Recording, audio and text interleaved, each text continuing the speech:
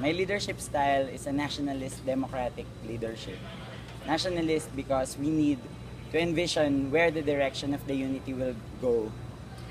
And democratic because we need to know what students and the people need. At open na leadership dahil nationalist para may direksyon ng unity natin. Democratic para meron tayong say sa bawat gagawin ng council natin. At open para bukas sa kung ano mga suggestion o comments na may bibigay ng students dahil walang student council kung walang students.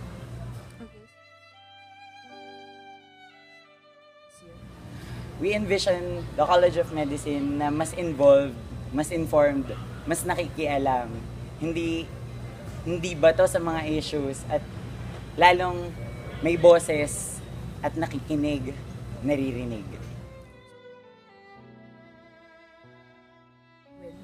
Matagal kong pinag-isipan tong question na to. I wish my term to be remembered as our term na hindi lang ako yung CM Rep to the USC, na tayo yung CM Rep to the USC at hindi na sharply delineated, blurred na yung lines between an elected officer and a non-elected officer dahil pareho tayong involved sa kung ano man yung mangyayari sa college natin.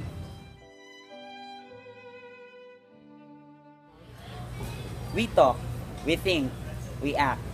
So, kapag merong resolutions or issues regarding me, syempre try nating mag-bind ng common angles on which we can work on.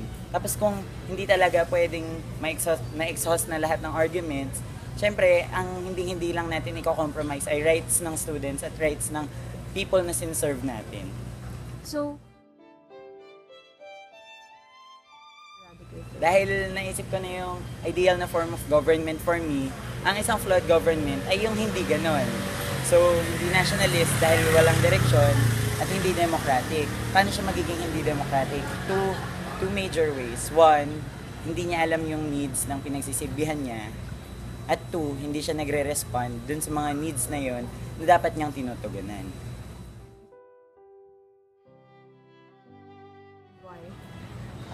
Siguro pusang bato. Kasi parang ganun minsan yung tingin sa ating mga College of Medicine students. Sa College of Med, parang di mo alam dahil sa'yo, ako'y di makakain, di rin makatulog, buhat na ikaw ay mahalin. So yun, feeling natin, bato yung tingin sa atin ng ibang colleges at ng ibang mga tao. Pero alam natin na as College of Medicine students, meron tayong intellect at empathy for the capacity na mag-reach out at mag-connect. At alam natin na mayroon tayong masasabi sa mga social issues at concerns regarding the university and the country as a whole.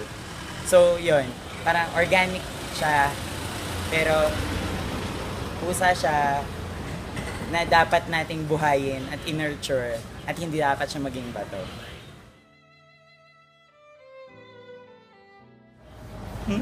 Gosh! Hanggang ngayon, hindi ko pa rin alam kung paano sagutin tong tanong na to.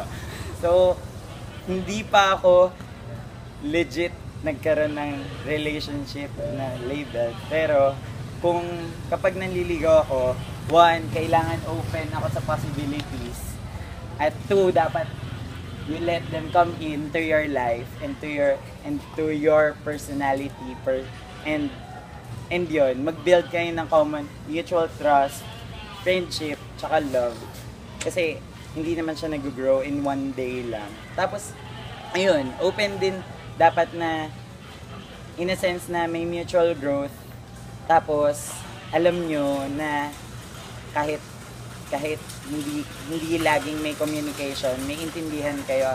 At ewan ko, parang sa akin kasi love is a very open door. So, ayun, parang vague pa siya for me, pero naniniwala ko na ang pag-ibig ay pakikibaka. So, if you love someone, you should fight for it. Naniniwala kasi ako na kapag may mahal ka, dapat mo ipaglaban.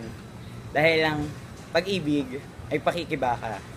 If you love someone or something, you should fight for it. Dapat panindigan mo kung ano man yung pinaniniwalaan mo.